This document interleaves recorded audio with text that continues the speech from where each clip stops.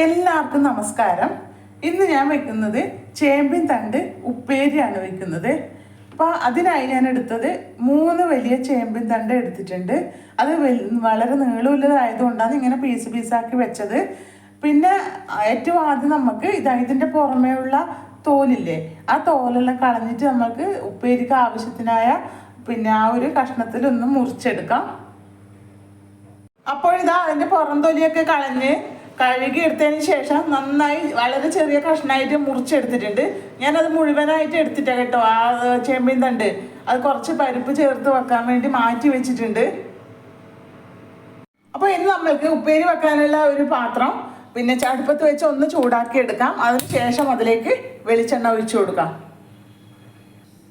അപ്പോൾ ചീനിച്ചട്ടി നന്നായി ചൂടായി കിട്ടിയിട്ടുണ്ട്. ഇനി അതിലേക്ക് നമ്മൾക്ക് 1 ടേബിൾ സ്പൂൺ വെളിച്ചെണ്ണ ഒഴിച്ചു കൊടുക്കാം.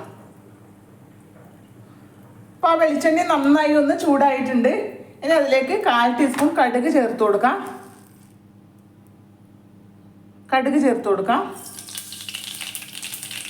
അപ്പോൾ അതിൻ്റെ കൂടെ തന്നെ 1 പച്ചമുളകും പൊട്ടിച്ചത് ഇട്ട് കൊടുക്കാം. ഇനി നമ്മൾക്ക് അതിലേക്ക് മുറിച്ച് വെച്ച ചേമ്പിൻ്റെ തണ്ട് ഇട്ട് കൊടുക്കാം.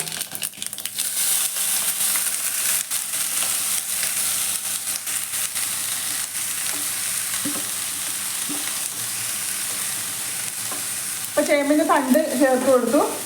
അപ്പോൾ ഇതിലേക്ക് 4-5 ചെറിയ ഉള്ളി ചെറുതായിട്ട് മുറിച്ചെടുത്തിട്ടുണ്ട്, അതുകൂടെ ചേർത്ത് കൊടുക്കാം.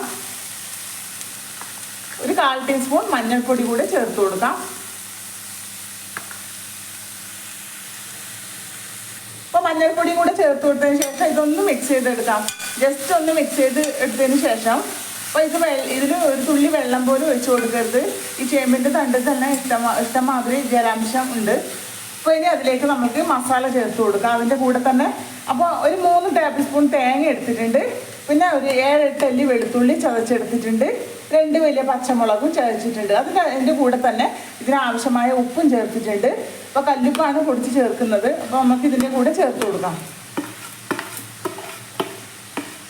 അപ്പോൾ അരവെല്ലാം ഇതിൻ്റെ കൂടെ ചേർത്ത് കൊടുത്തു. ഇനി ഇത് നമുക്കൊന്ന് നന്നായി ഒന്ന് മിക്സ് ചെയ്തെടുക്കാം.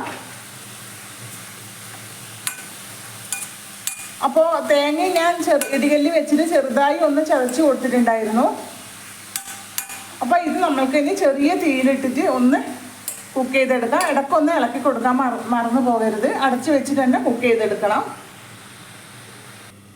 അപ്പോൾ ഇടയ്ക്കൊന്ന് ഇളക്കിയിട്ട് കൊടുക്കാൻ മറന്നു പോകരുത്. പിന്നെ ഇതിൻ്റെ അടി കരിഞ്ഞു പോകുന്നുണ്ടെങ്കിൽ ഇച്ചിരി വെള്ളം ഇങ്ങനെ ഒന്ന് തളിച്ച് കൊടുത്താൽ മതി കേട്ടോ. ഉപ്പുണ്ടെങ്കിൽ ഉപ്പ് പൊടിച്ച് ചേർക്കാനും ഉപ്പില്ലെങ്കിൽ ഉപ്പ് പൊടിച്ച് ചേർക്കാനും മറന്നു പോകരുത്. ഇതിപ്പോൾ ഞാൻ ആദ്യം ഇട്ട് കൊടുത്ത ഉപ്പിൻ്റെ പാകത്തിനുണ്ട്. അപ്പോൾ നമുക്ക് അടിച്ച് വെച്ച് കൊടുക്കാം. അപ്പോൾ ഇത് നമുക്ക് ഉപ്പേരി റെഡിയായി നോക്കാം. നന്നായി വെന്ത് വന്നിട്ടുണ്ട്. അതിലത്തെ തേങ്ങയും അതിൻ്റെ കൂടെ തന്നെ വെന്തിട്ടുണ്ട്. കണ്ടില്ലേ, നന്നായി വെന്ത് വന്നിട്ടുണ്ട്. അപ്പോൾ ഇത് ഉണ്ടാക്കിയെടുക്കാൻ വളരെ എളുപ്പമാണ്. ആ തോല് കളഞ്ഞ് മുറിക്കുന്ന ഒരു ടൈം മാത്രമേ ഇതിന് വേണ്ടൂ. അപ്പോൾ ഇത് നല്ലൊരു ടേസ്റ്റിൻ്റെ ഒരു ഉപ്പേരിയും കൂടിയാണ്. അപ്പോൾ എല്ലാവരും വീട്ടുമുറ്റത്തും ഉണ്ടാകുമല്ലോ ചേമ്പിൻ്റെ താളും അതിൻ്റെ ഇലയൊക്കെ. അപ്പോൾ അത് അതൊക്കെ പറിച്ച് ഇതുപോലെ ഒന്ന് ഉപ്പേരി ഉണ്ടാക്കി നോക്കൂ. നല്ല ടേസ്റ്റാണ്. അപ്പോൾ നോക്കിയിട്ട് വേണം ഇതൊക്കെ പറിച്ച് വെക്കാൻ കേട്ടോ. ചൊറിയുന്ന താളും ഉണ്ടാവും. അത് അറിയുന്നവരോട് ചോദിച്ച് മനസ്സിലാക്കിയിട്ട് വേണം ഇതുപോലെ ഉപ്പേരിയോ കറിയോ എല്ലാം ആക്കിയെടുക്കാൻ വേണ്ടിയിട്ട്. അല്ലെങ്കിൽ നന്നായിട്ട് നല്ല പോലെ ഇങ്ങനെ കറിയൊക്കെ കൂട്ടുന്ന സമയത്ത് നല്ല പോലെ ചൊറിയും. അപ്പോൾ അത് ശ്രദ്ധിക്കണം പ്രത്യേകം.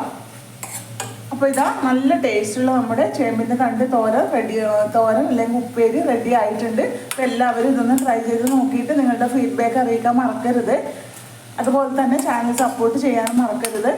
അപ്പോൾ അടുത്ത വീഡിയോയിൽ വരുന്നത് വരെ എല്ലാവർക്കും ബൈ.